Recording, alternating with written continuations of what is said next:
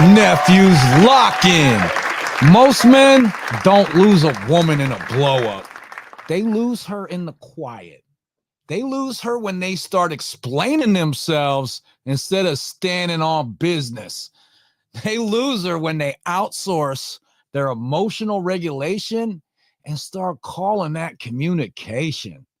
They lose her when boundaries get soft, standards get negotiable, and self-governance gets traded for temporary peace. And what's really wild, by the time you notice the distance, that respect has been gone for a while. And that's why so many men say things, and I know you guys hear this all the time, stuff like everything was fine yesterday, or she just switched up, or I don't know what happened. Well, something changed, nephews. You just didn't clock that. Respect doesn't disappear in a moment.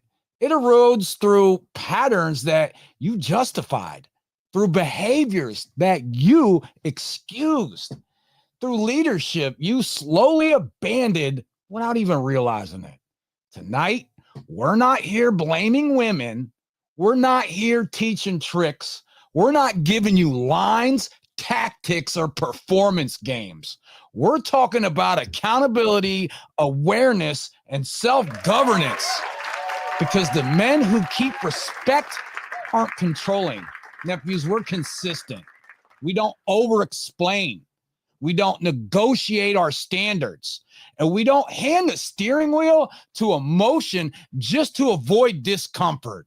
If you've ever been blindsided by a breakup that just came out of nowhere, if you've ever felt her energy shift before you could even explain it, if you've ever wondered how respect slipped away while you thought you were doing everything right, then nephews, this episode is for you. Welcome back to Ask Your Favorite Uncles. Johnny, let's get it tonight. Go ahead and introduce yourself for everybody watching. So like Billy said, I'm Johnny Dumbbell. I'm a personal trainer, life coach, and professional screw-up here in beautiful Pittsburgh, PA. And I'm here to share maybe a little bit of my successes, but mostly not my failures, but what I've learned from those failures, especially when it comes to the things that I did wrong when it came to self-respect or self-confidence, self-improvement, women, relationships, personal growth. And by that, I mean physical, mental, spiritual, emotional, whatever you want to call it. The disclaimer that I would give you young men especially, if you're contemplating doing something and it sounds stupid, reckless, foolishly expensive, fiscally irresponsible, talk to us first. Chances are one or both of us has already done it, found out the hard way why you don't want to do it. And if you listen to us tell you why you don't want to do it, you'll probably along the way hear one hell of a hilarious story.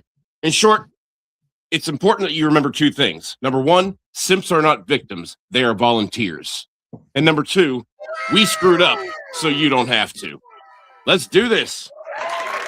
All right, Uncle Johnny, let's get to work. Shout out to the chat. Ask us your questions. Call in with your questions. Ask your favorite uncles, nephews. That's why we're here.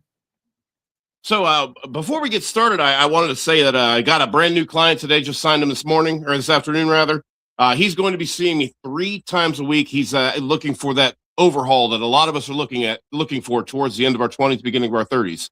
That is the pre-midlife crisis. Believe me, it's not pre-midlife. It's not a crisis. However, he came to the right guy. We're going to be starting that journey tomorrow afternoon. And man, I got high hopes for him. I got a lot of aggressive goals for him to reach. And, like I say, with my program, he can reach them. So could you. So in the email, nochaserjc@gmail.com. Let's see it. Appreciate that, Johnny. Hey, we got a statement here from Elijah. He says, stop playing with God. This is a loving warning. Eternity is real and hell is real. If you're breathing right now, God is giving you time to repent and turn to Jesus today, the day of salvation. Elijah, thank you for your comments, sir. Yeah, I appreciate you, brother. No, I mean, hey, like I say, that's part of that spiritual growth for you, maybe, young men. If that's something you think you should pursue it. You might learn something. So question 1 is from Philip, and he says, question for men. Is it disheartening knowing women receive hundreds of likes a day? I'm assuming he means on the dating apps. Bruh. I'm genuinely curious how other men process this without going slightly numb. Not nuts, numb. And not numb nuts either. Anyway, Bruh. on most dating apps, the average woman is flooded with attention to a degree that makes an individual male profiles almost statistically irrelevant. It's not that you're being rejected after consideration. In most cases, your profile will never be seen, buried under an endless queue of matches, likes, and messages. You're not competing on personality or compatibility. You're competing for a fraction of a second of attention. The math doesn't help. The well-known 80-20 dynamic means a small percentage of men get the majority of the matches, while the remaining 70 to 80% are effectively invisible. I have read that stat. No, I mean that is a statistic that's been reported by many sources. I have read that.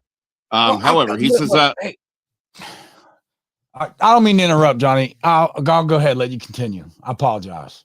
Well, I mean, no worries. I think what he's trying to say is apps amplify. Well, he says apps amplify this by design, rewarding profiles that already perform well and quietly sidelining the rest. So when people say just improve your profile or just be more interesting, it ignores the reality that most men are filtered out before they even get the chance to fail. It's hard to not feel discouraged when the system itself ensures that for most men there is no feedback loop at all, just not rejection, not conversation, just silence. So I think what he's trying to say is that statistically, numbers wise, it can be disheartening to him that in the world of the way technology works, and hey, I get this, the way technology works.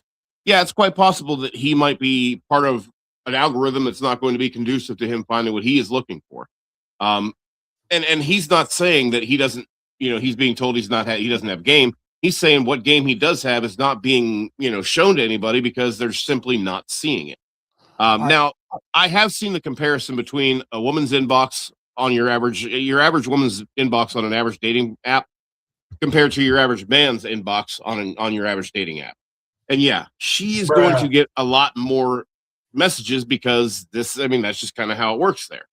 And mathematically, that is just kind of how it is. But what I think he's kind of, and see, this is why I would say to these young men, look, I'm not saying don't online date. Hell, we have a Thursday show about that. I think it's a great idea. But here's the thing. In this day and age, and Uncle Bill touches on this when he talks about his voice messages that he sends. Uncle Bill talks about the ability to put across your personality through as many sensories as possible. Now, in this particular instance, you're worried that the visual sensory is not going to be caught by whatever visuals your profile presents because mathematics. Totally fair. Look, depends on how many matches she gets, how many messages she has. But I think the one thing that you're failing to kind of see it as is that in my mind, I had an online dating profile as an extra fishing line. I'm an old-fashioned kind of guy. I like to be able to meet people face to face. I know how to break the ice, begin, maintain, and continue, and more importantly, close a conversation. A lot of people fall short of that after some great text message exchanges, after some great messaging online, but they fall short of that when they meet in person because we are in a generation, we're getting closer and closer to a world in which people no longer verbally and personally and in person communicate. I would say having the online dating profile for me is a great extra kind of way to be able to meet somebody when I match with somebody. But for me, I'm the kind of guy who would like to just kind of strike up a conversation and talk to you. So I think where you're having an issue with the algorithm and the way it's working mathematically, I understand. But I wouldn't let that deter you from trying to put something eye-catching out for yourself. You have AI to help you write a good profile now. But you know something, it's not going to have the personal touch that your Uncle Bill and I could have if we can help you write that profile when you tune into us on Thursday nights at 9:35 p.m. Eastern Time. But we want to be able to talk to you about that in a way that we can actually answer any questions you might have and maybe help you to be able to enhance what you're putting across. Again, mathematically, statistically, you make a valid point. That doesn't mean get lazy and not put across something that would catch somebody's eye. Bill? Now, I want to pull this back to men for a second. Because regardless of how the system works, the only thing a man can actually control is how he shows up. So if you're framing dating as validation instead of positioning, then yeah, it probably is going to feel a little disheartening for you. Most men Look, they lose energy here because they're trying to win a system that was never designed to reward them equally. Dating apps, they're not, look, they're a marketplace that's optimized for engagement, for novelty, and even for dopamine, not for fairness. And once you accept that, that numbness, nephew, it's going to fade because you stop personalizing silence. Yeah. And Philip, here's the other thing too. I want you to check your inbox because you probably already saw that I sent you the first 4 weeks of the Johnny Dumbbell Challenge, complete with actual full body workouts to be done a minimum 3 times a week. But I want to kind of also remind you that when you do that, I want you to, in your workouts and also outside the gym, remember, control the controllables. What you're describing is a non-controllable. What you're describing as far as mathematical algorithm, you're not wrong. But the thing of it is, you're also not in control of that. So why are you worried about it? The thing that you should be worried about right now are the things you can control. Making sure that the face you put forward is the best one that you can muster. Making sure that you're always up and living the kind of life that makes you feel good about being you. Because that's what's really going to be what ends up mattering in the end. We can go on and on and on about the unfairness, the 80-20 rule. Yeah, I've heard that before, and I can kind of subscribe to that. But that's not what you do. What you do is you continue to strive to be better. What you do is strive to go to bed feeling better than you did when you woke up. That is what you strive to do. Don't worry about the algorithm. Don't worry about the math. That is not in your control. You got enough problems with what is. Nephew, I appreciate you writing in, Philip. Shout out to you. This is how you improve and get better. So since you are seeking a little help for your situation, I want to give you the game on how men should be moving forward, Philip, on how you should be moving forward. I want to give you things that you can take away from this live stream, unpack later, and use them as tools to improve your life. So I'm going to give you a little bit of game here, sir. The first thing I'm going to need you to do is stop treating apps like a referendum on your worth. Silence is not rejection. Rejection requires something called consideration. Most of the time, you are never even evaluated, and that has nothing to do with you. Men who now listen, don't confuse that. Confuse exposure with value, and that's a rookie mistake. Yeah, don't confuse that with no response is a response. While both of those things are true, the no response is a response is about somebody who knows that you've been trying to reach them and is still not responding. What you're describing is somebody who never even had a chance to see you. So, like Bill said, you didn't get rejected, you just didn't get seen. Well, I mean, I'm glad to see you're not taking it hard. I'm glad to see you're taking sort of an analytical approach to that. I want you to take that same analytical approach and turn it inward a little bit and see what maybe you can improve about yourself. Not that there's anything wrong with you, but what you can measure, you can improve. What you can feel good about, you can improve and feel better about. So I mean, I would do that, and I would still make sure that you're putting that best face forward, right? The best profile that you can. If you're having trouble with that, hey man, like I say, Thursday nights at 9:35, you'll see us right here, right then. But in the meantime, I would say get out there, have some conversations with people.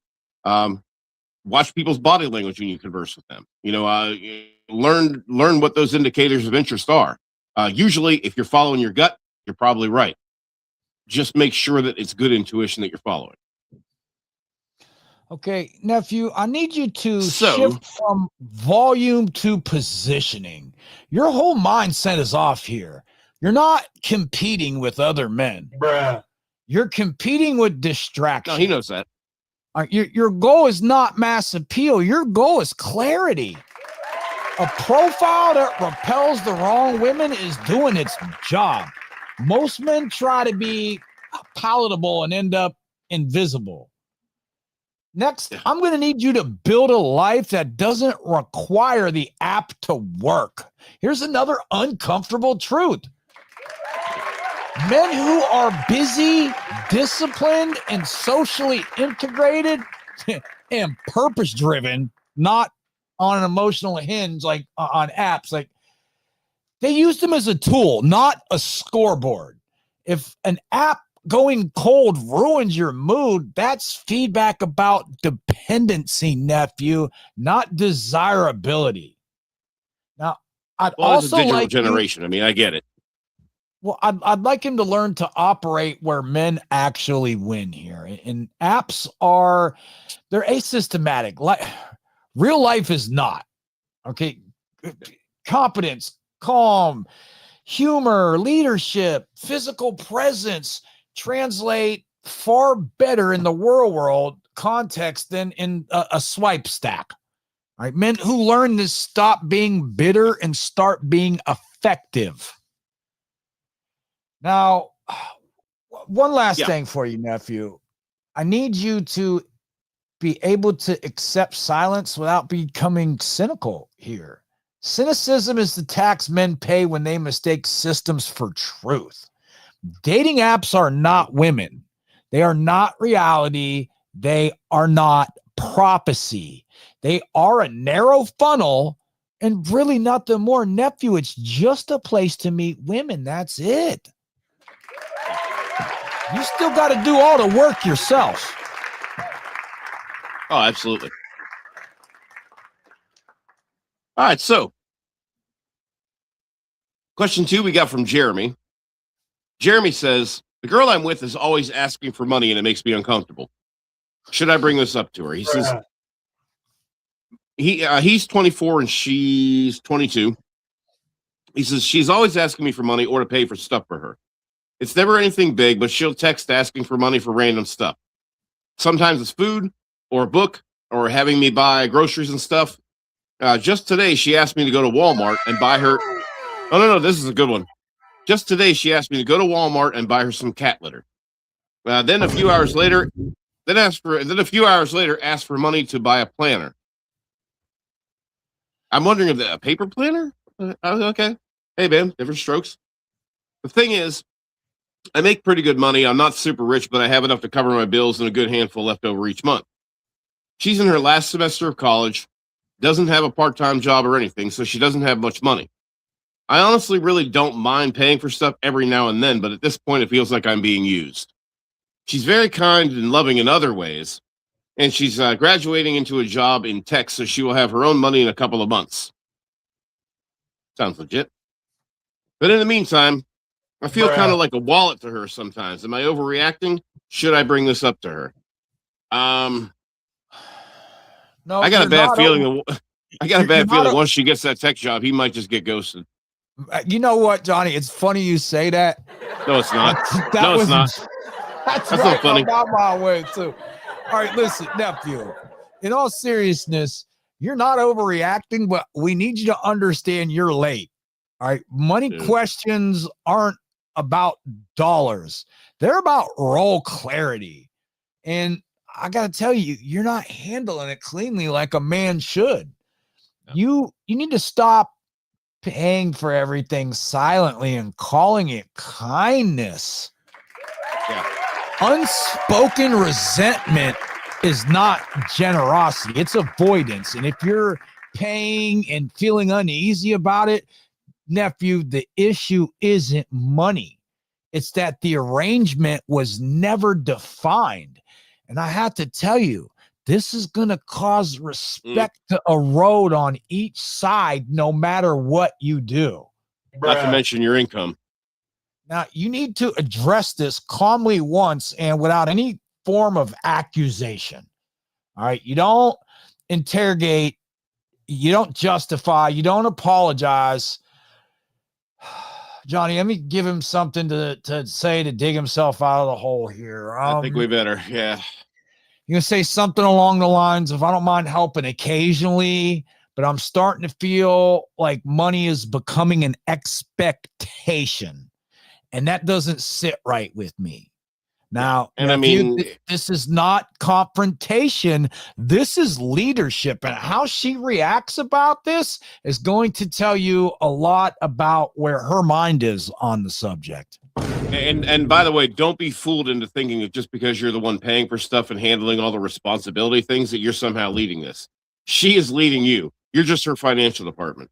You need to watch her response and not her words. A healthy relationship sounds like understanding, accountability, adjustment. A You red know, Uncle flag Bill, response sounds like guilt tripping, minimizing your discomfort, and framing you as, well, frankly, ungenerous. Bruh. Uncle Bill, I got to ask this. Go I'm really on. curious. I'm curious about something. Jeremy, the next time she asks you for something, I don't want you to tell her, don't be a dick about it. I mean, just be like, just tell her, oh, I'm sorry, I can't do it right now. And I want you to watch how she responds. I want you to kind of keep an eye on her body language, not just what she says. I want you to pay attention to what she actually does and how she actually acts towards you when you tell her, I'm sorry, babe, I don't think I can do it this time. I don't have it, or I'm just not able to right now, or for whatever it is. I don't want you to gauge her response. And if it is anything short of her being, like not mean to you, if she's, I mean, honest to God, if you're watching her body language and you see or if she just straight up jumps down your throat, I want you to really pay close attention to that. And if it does happen, I want you to excuse yourself from the situation and immediately write your uncles again, because this is a situation where if she gets that upset on the one time out of so many that you're unable to do something, I think you've got your answer, but you're probably not going to want to hear it. So you're going to need to follow up with us so we can, make you understand. I don't know. Even if that is true, the real question for men here is, do you still have leverage? And nephew, are you going to use it? And remember, don't pull that unless you're going to use it. Provider energy, this requires discretion. Being capable of providing is masculine. Being automatically accessible is not. Bruh. A man decides when and why he gives. He does not drift into the role out of guilt. No. Now, I need you to not pre-invest in any sort of future that isn't here yet. Her future job in tech is absolutely irrelevant right now. And men get burned when they finance potential instead of responding to current behavior. Especially when there's no return on investment. Well, your generosity should never outpace mutual contribution. And that's see, here's the thing I'm worried about. Logistical or otherwise. Here's what I'm worried about, Uncle Bill. I'm worried that she's going to make him believe that that generosity is hand in hand with just basic human kindness. Because, if she's the kind of girl that she's starting to kind of sound like to me, that is the kind of girl that is going to use that kind of psychological warfare to make sure she continues to get what she wants. I guess I'll have to find, I guess if you cared about me, you'd be able to take care of it. Or, I don't know, my ex always did that. Whatever it happens to be. I'm afraid that he might run into that. Well, luckily, as young as he is, that's rough. Yeah, well, he wrote into his favorite uncle. So do you want to talk a little bit about how to avoid being guilt tripped here? Because I'll tell these guys how to recognize guilt tripping immediately. Let's start with that, nephews. Yeah. Okay, because guilt tripping has a few commonalities, common signatures. It'd be like, after everything I've done for you, or I guess I care more than you do, or one of my favorite, if you really loved me, you would.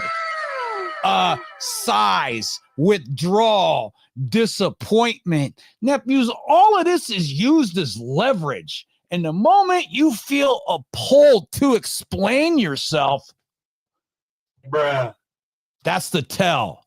Okay. Explanation is the hook. You need to separate empathy from compliance. Yeah. Okay. You can acknowledge emotion without conceding to the behavior. Like, the bad move would be like, oh, I didn't mean it like that. Let me explain. But how men move is, well, I hear that you're upset. No defense, no fixing, no negotiation. Empathy is acknowledgement. Compliance, nephews, is agreement. And men lose ground when they treat them as the same thing. What's killing me, though, Bill, is that he tries his ass off to put out there what is great about her. So far, what we've got is she's very kind. She's loving in other ways. I'd love to see. I would like to know an elaborate. I'd love to hear an elaboration on that. And someday soon, she might have some money.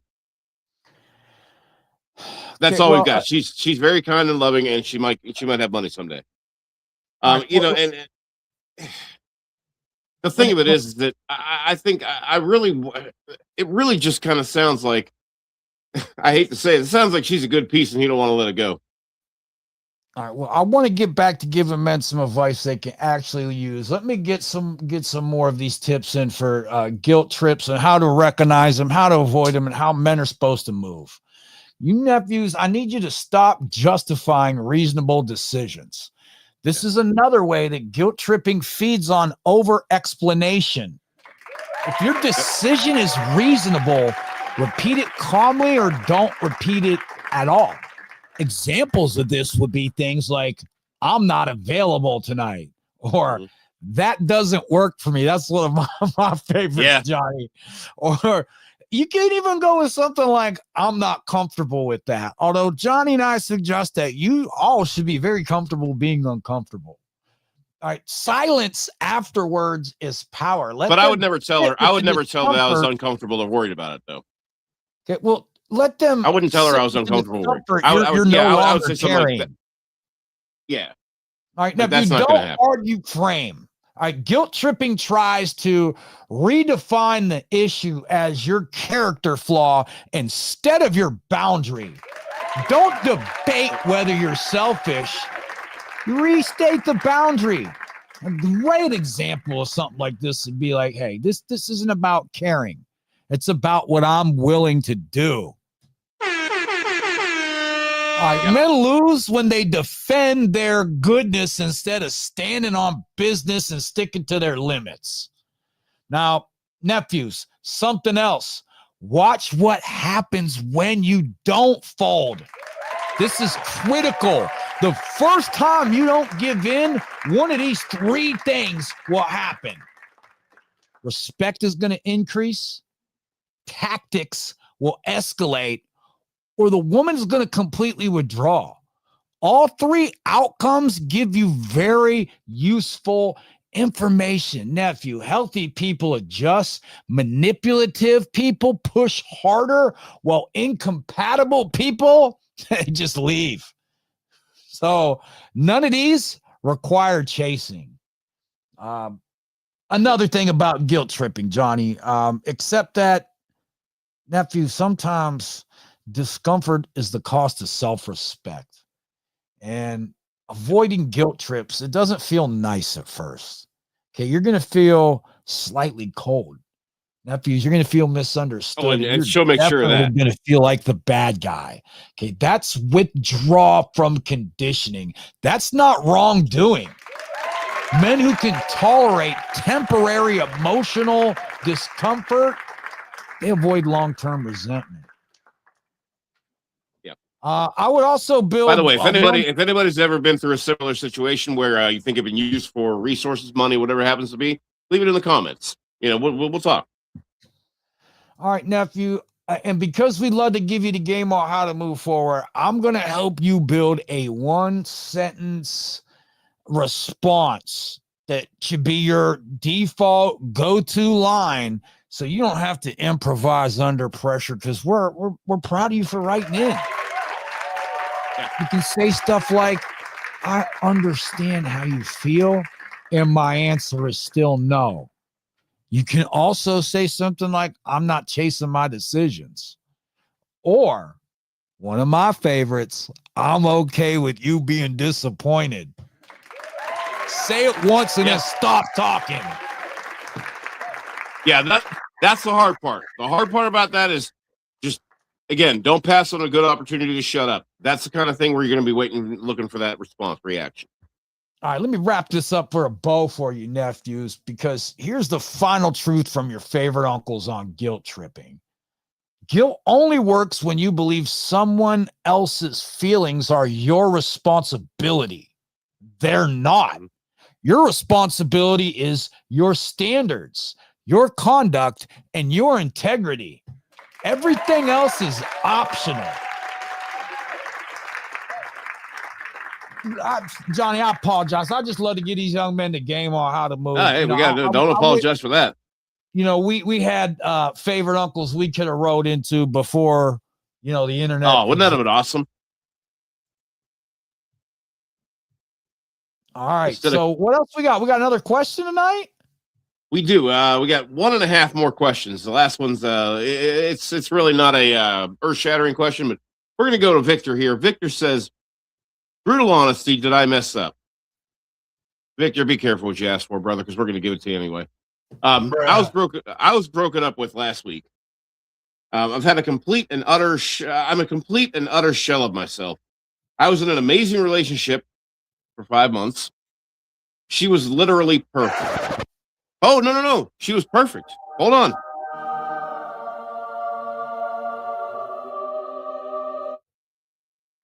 All right, that's enough. So we sure had some fights here and there, but we always made a way. Fast forward to last Wednesday, which I guess was 2 Wednesdays ago now. We made plans for me to drive out of town to her when I got off work to get dinner and to stay at a hotel. She was free pretty much most of the day. It was a 3-hour drive. When I was getting close, she said she had to drop off something to her friend, to which I asked her if it was necessary to do in that moment, and she said yes. So I got there to the hotel. I texted her, and she said she got to her friends and was going to smoke for a bit, you know, a little 420, and until it was finished. I got annoyed because I was there, and she was further extending time when she could have been with me. When she got to the hotel, this is how the conversation went. Hold on. This gets worse, trust me. She asked if I was mad, and I said I worked and drove 3 hours, and I felt like she had time to do that earlier instead of right when I got there. When I asked if she had to spend the extra time to smoke, she argued that it was only for 30 minutes. Then I asked her, and this is what I tell you guys, don't do. You don't do this. I asked her if she would feel the same way if she drove out, and I did that right before she got there. She said she wouldn't care. Of course not. And I just simply said, well, that didn't work for me. She got up and went home. The next day, I had been calling and texting her asking if she's coming, and she just said we were done. Shortly after, I was blocked on everything. Congratulations, sir. I've been nice and respectful toward her the entire relationship. Do you feel that was a good reason to break up, or do you think maybe there was another reason she didn't mention? Now we're getting warm there. We're getting warm. Do you feel like what I said was really out of line? I appreciate both of you. Please help. All right. Okay, so here's the thing. I understand why he's confused, because he's young, and somebody said one thing that made it sound so legitimate, and then totally did a whole other thing. We know what happened now, but if we were his age, man, we probably would have been as clueless and upset and confused as he seems to be. So, Bill, I want us to go through that from, not line by line, but from first issue to last. So, first of all, he was in an amazing relationship for 5 months.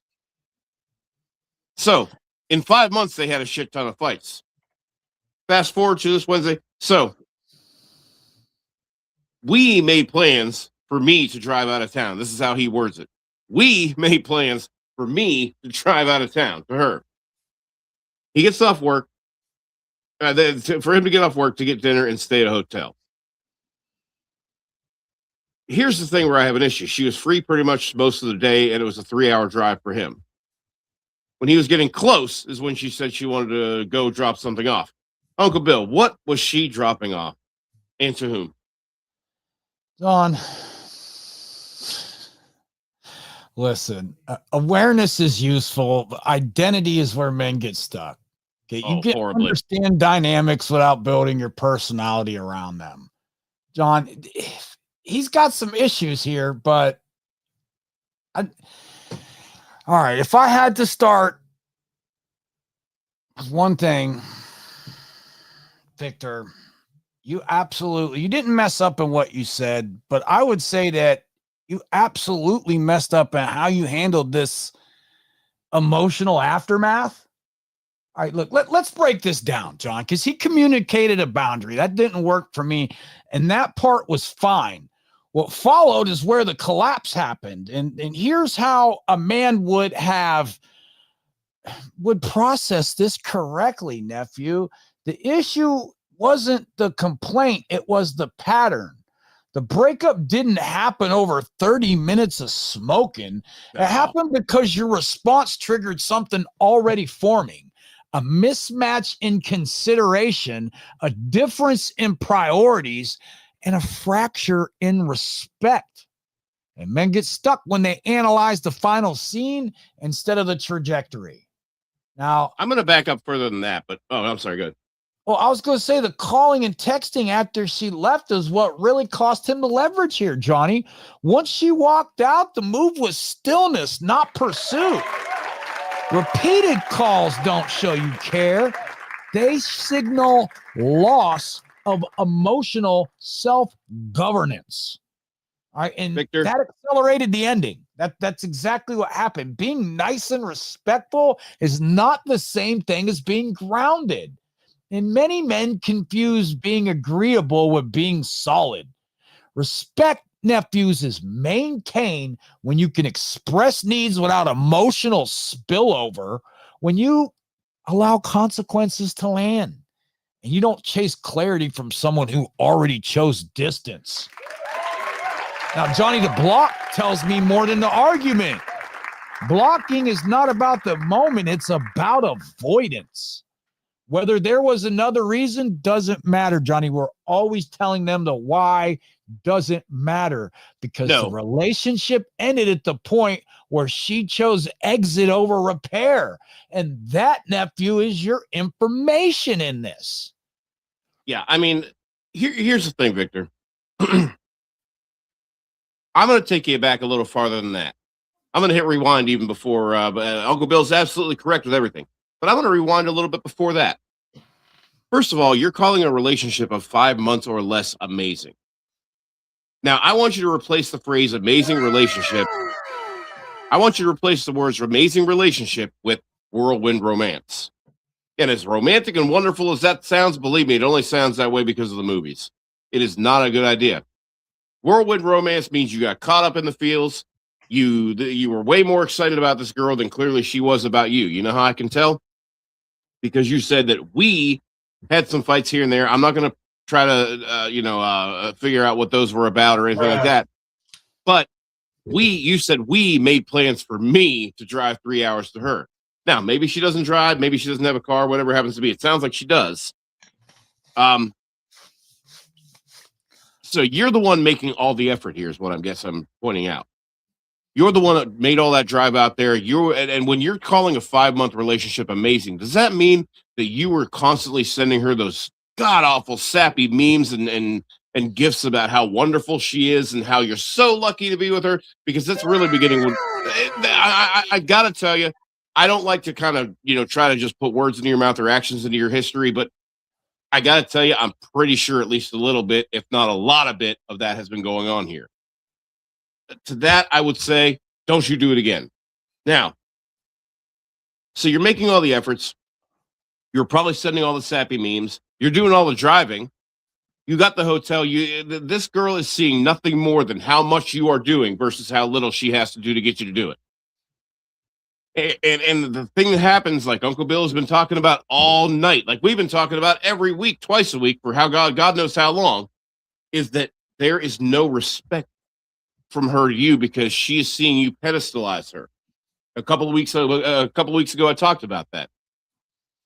You are, after 5 months and knowing only 5 months worth of, acquired knowledge of this girl's history, and that's just what she's told you, that she is the greatest thing since microwave popcorn. All right, you're putting her up on this high horse, on this high pedestal. And here's the thing about this girl. I'd be willing to bet somebody who's willing to let you do all the effort and not put any forth of her own probably also doesn't think too highly of herself.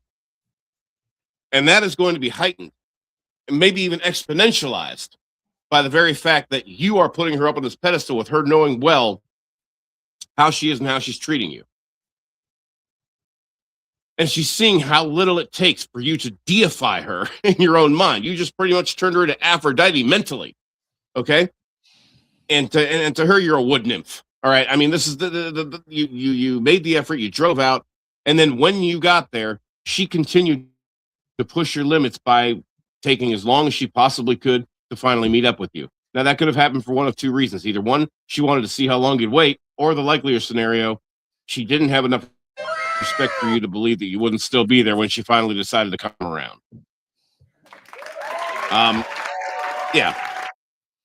Now, here's the thing.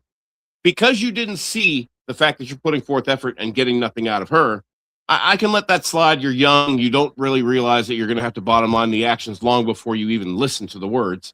But here's the first biggest mistake you made when dealing with her about this is you made the mistake. And gentlemen, I'm going to tell you this every single time. When you are arguing with your woman, I know it makes a lot of sense to say to her, well, what would you do if you were in my shoes? What if the situation was reversed? We are logical thinking creatures. They are not. And even if they were, the fact of the matter is they're trying to get their point across and make that point more valid than yours. So if you are going to sit there and ask her, well, what if the roles are reversed? I promise you the first thing out of her mouth is going to be these words or their equivalent. Well, that's different. And she will make sure that you believe that it truly is different, because if you don't, this conversation is going to turn left or right. And either way, you are not going to win. Do not bring out the whole, what would you do if you, there is really no point, first of all. Second of all, you can't ask a question about hypothetical accountability to someone who is obviously refusing to take personal accountability. And so it really just seems like this is a girl who really you liked her more than she liked you. And I do mean a lot more than she liked you. Calling a 5-month relationship amazing is crazy. But here's the thing. None of crazy work. None of that is I can let all of that go. I can let all of it go if it wasn't for the fact that she got up and left after she was probably there less than an hour. But the next day, you continued calling, you continued texting, you continued begging this girl to come back and treat you bad one more time. You're pretty much begging this girl to, because she hasn't physically ripped the heart out of your chest, to maybe try one more time. And you're willing to bare that chest and give it to her, because that would at least mean she's in your presence. You desire this girl more than you respect yourself. And that is a raw fact. And until you change that, whether it's this girl, the next girl, or 3 girls down the line, this is how your relationships are going to go. And you are going to have the nerve to ask why they always do it to you. You're doing this to you. And until you like yourself enough to put yourself out there and share that part of what you actually genuinely love about you, no one else is going to love anything about you. The problem is you are acting, you are auditioning, and unfortunately, you're not even making the team when you do that. That's actually the good news, because now at least you're not wasting months or years trying to prove yourself to somebody who isn't paying attention. Now, if you It's time you paid attention. Respect isn't about control. It's about consistency. And the men who keep respect don't manage women. They manage themselves. Now, look, we manage ourselves. Right, it's impossible. Don't let Uncle Johnny be too hard on you. I want to give you some lessons for moving forward. Okay, I'm hard on you because I love you. I just want you to know that boundaries are stated once. You have to understand discomfort is tolerated and outcomes are accepted without self-erasure. Like, men who grow from breakups don't ask, was I wrong?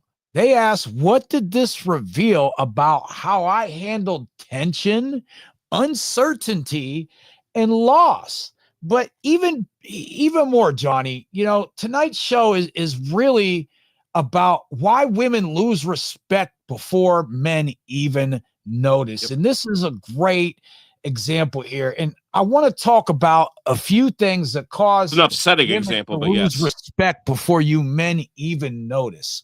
And I would say the number one thing is that you over explain instead of standing on business. And I'll tell you exactly why respect erodes. Because when a man starts justifying every decision, emotion, boundary, nephews, he is signaling uncertainty in his own authority. Explanations turn into negotiations. Leadership turns into permission seeking. And women, they don't lose respect because a man explains it once.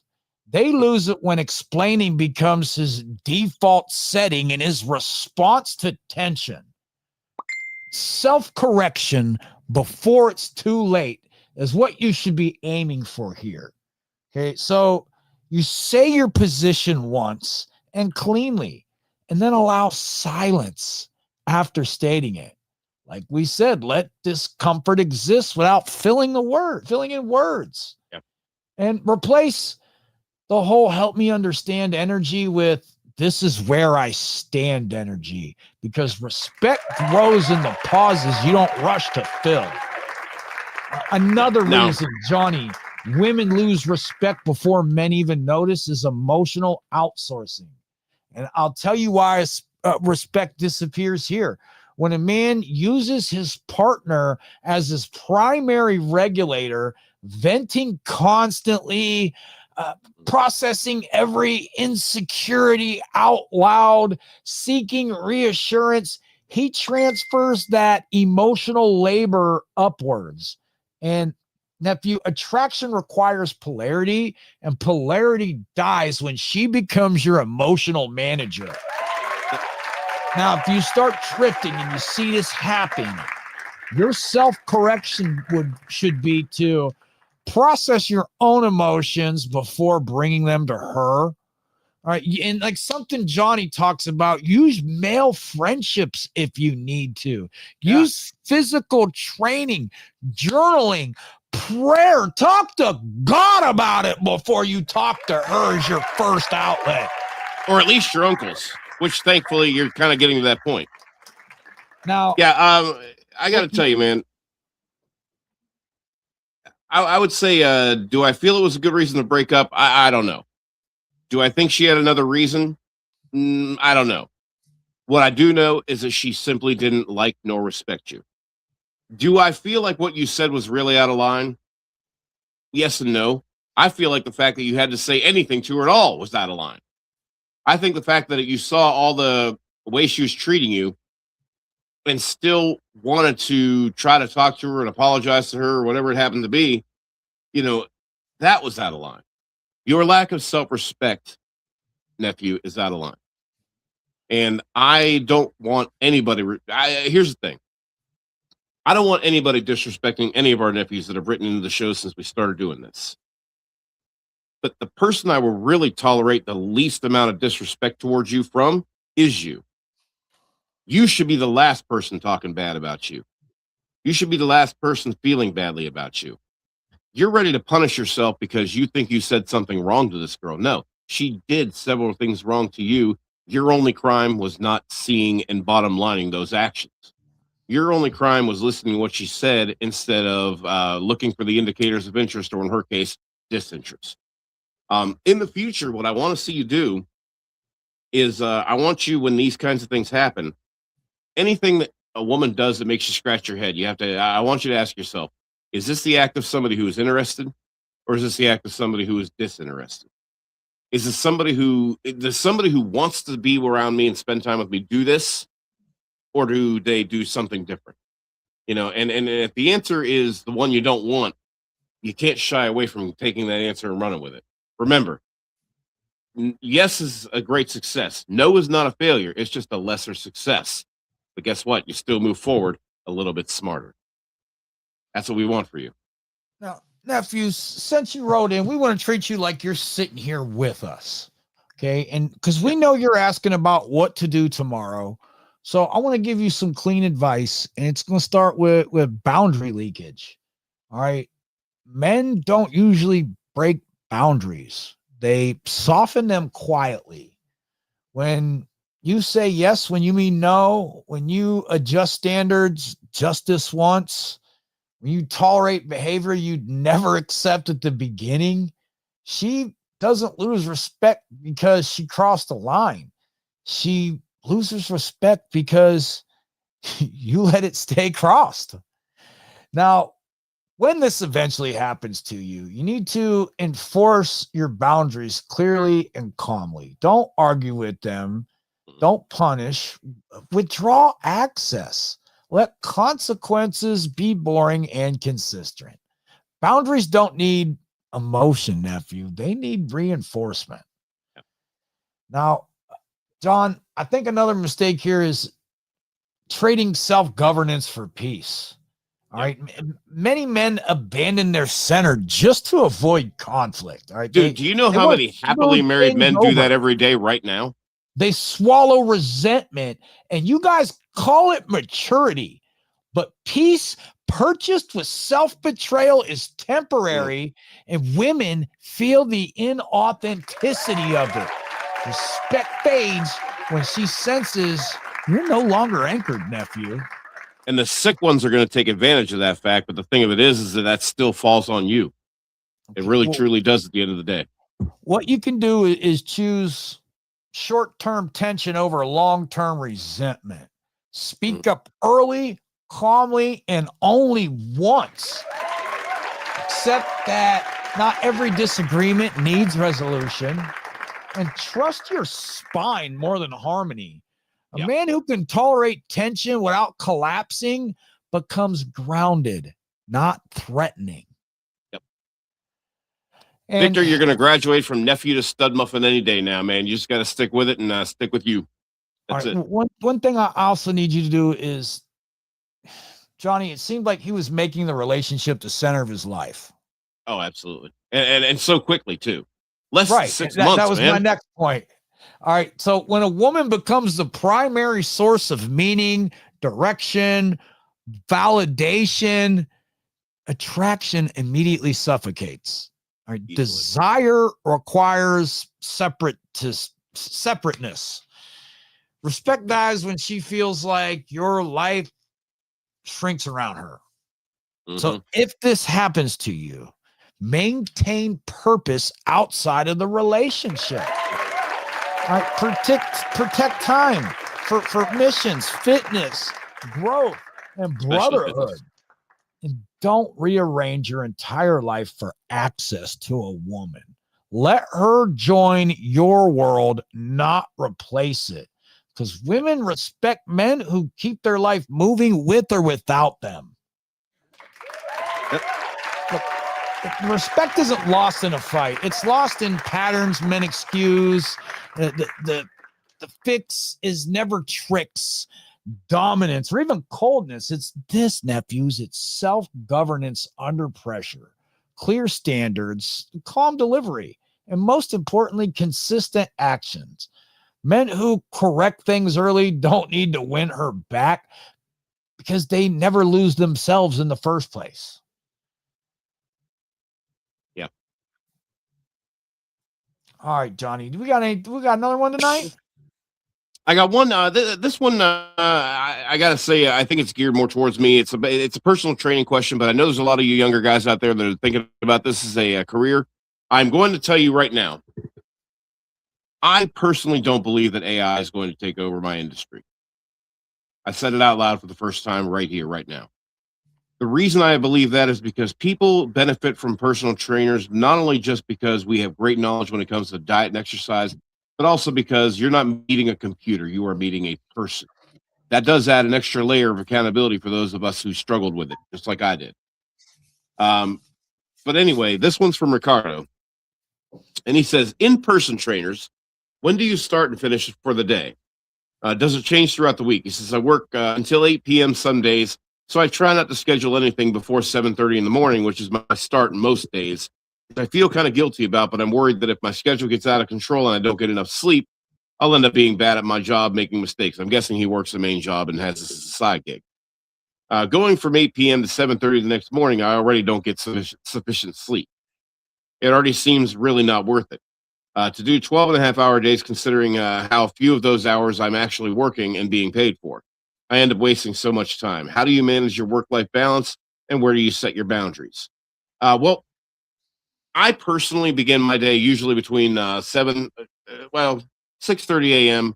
and there are days that I'm done about 7 p.m. Now, those are usually not the same days. And the main reason for me is it sounds to me like you are stuck at a gym where you're just on the schedule, you're paid an hourly rate, and then it sounds like you're paid extra for the sessions you do have. Either that or you're working two jobs. I'm not sure which it is. Um, but from the context, I think it's the former. Now, does my schedule change throughout the week? Yes, because I'm not on like a constant schedule. I actually work off appointments only. And I think that's the point you're trying to get at. Um, I feel it depends on where you are and what you're getting paid per hour. It depends on how many clients you have throughout the week. But once that threshold is made where you're regularly seeing clients on a reliable basis, a certain number of times a week, you could probably get rid of that, second job if you're looking to gravitate to a career in personal training. Um, Now, if you are working in a gym where you're just kind of there, being paid an hourly rate and being paid extra for your sessions, I would say stay there. But at the same time, I would maybe start looking for, a personal training gig where you're either freelancing for a good fee or you're working for a gym that allows you to work off appointments, such as the one that I work at. Um, let's see. How do you manage work-life balance? Real simple.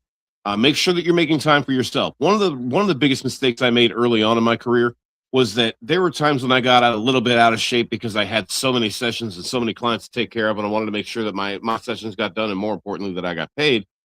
That sometimes I was sacrificing my own time and my own ability to exercise and get my workouts in. So what you have to do is you have to set some non-negotiables.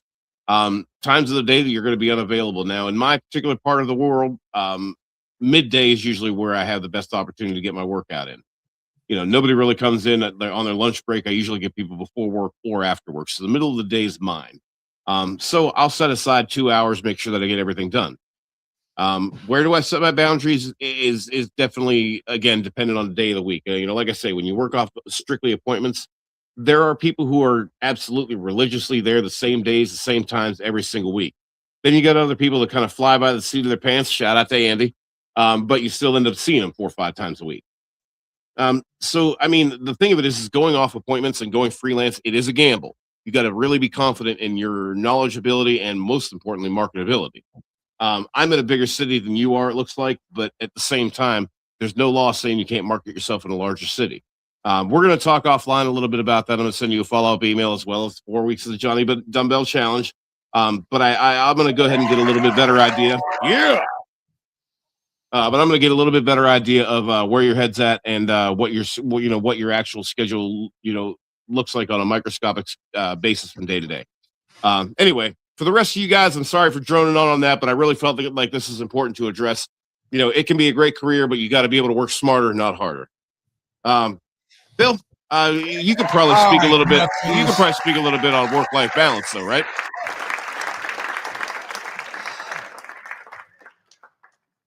Well, I mean, Johnny, I have as for the nephews, like how they should be managing their work and life balance. Sure. Especially them. I think it comes down to priorities and learning how to prioritize. Sometimes you can be a younger man and still be a parent, and you know what I mean, and have children to support, and your work priorities shift. So I don't know. It's a little bit different for everybody, but each and every one of you should be working. That should be your priority. It should be to earn a living every day. And I have not always got up and punched a clock every day. I don't want to get off track here. I get it. Basically. Yeah, I'd rather you talk to him offline about that, Johnny. We're gonna just All right, look, nephews, lock this in before you scroll, cope, or explain it away. Most men don't lose respect because they're bad guys. They lose it because they slowly abandon themselves trying to keep things smooth. You didn't wake up one day and become unattractive. You didn't say one wrong sentence and ruin everything. What happened was a lot quieter than that. You over explained instead of standing on business. You outsourced your own emotional regulation instead of governing it. You let boundaries soften because conflict felt risky to you. You traded your spine for peace. And somewhere along the way, the relationship became your center instead of your addition. All right. And that's how respect leaves before you even notice. And here's the part we want you nephews to hear clearly. Women don't wake up wanting to lose respect for you. They respond to what you consistently demonstrate. Leadership isn't loud. It's not controlling. It's not cold. Leadership is self-governance under pressure. It's being able to feel discomfort without leaking it elsewhere. It's stating a boundary once and letting the consequences do the talking. It's not chasing reassurance when silence shows up. It's letting outcomes land without begging for clarity you're not owed. If she pulls back and you panic, nephew, that's information. If you feel used and stay silent, nephew, that's information. And if you feel yourself shrinking to keep access, that too, sir, is information. Men who win don't ignore the data. They adjust early. And understand this. You don't preserve respect by being perfect. You preserve it by being consistent. Consistent standards, consistent boundaries, consistent direction. The man who keeps respect isn't trying to be chosen. He's choosing how he moves and letting the right people align with it. If something faded after you stood your ground, then please, nephew, let it fade. If someone left when you stopped over giving, let them go. If silence showed up when you stopped chasing, then please sit in it. Because the moment you stop abandoning yourself, you stop teaching people that it's acceptable to do it for you. And that's the game. That's not tricks. That's not tactics. It's self-respect first. Thank you very much. Yep. All right, John, is there anything you want to talk about? Else you want to talk about tonight? Yeah, I mean, one of the biggest things we got to make sure we're doing is making, like I say, making our lives and ourselves a little bit better every day. Also, I have a challenge for you guys. Tomorrow, I'm going to be doing one of the tough workouts that I normally do throughout the week. This is the kind of thing that keeps me in shape, keeps me being the product that people see and realize that, hey, maybe this guy knows what he's doing when it comes to fitness. So this is not an easy workout. But if you think you can do the same workout that I'm doing tomorrow, I want you to type Johnny Dumbbell workout in the comments, and I will make sure that I, let you know what that workout's going to be. And I want you to report back on the one condition that you report back to me and tell me, how tough or how easy it might have been. All right? Yeah, I already know what he's going to have y'all do. No, you don't. Y'all be sore the next day. I guarantee that. Maybe the next two. Listen, take your ibuprofen and use your get your protein. You'll be all right. As we said in the 90s, you better eat your Wheaties. But here's the thing. We will see you Thursday night. Between now and then, we are still going to be here if you can send us a message, but we will not be able to bail you out of jail because we're both broke. But that having been said, make sure you keep the drugs and alcohol to a minimum. But if you do drink, don't drive. And if you do drive, don't park because accidents cause people. Good night. Thanks for watching, everybody. We appreciate you.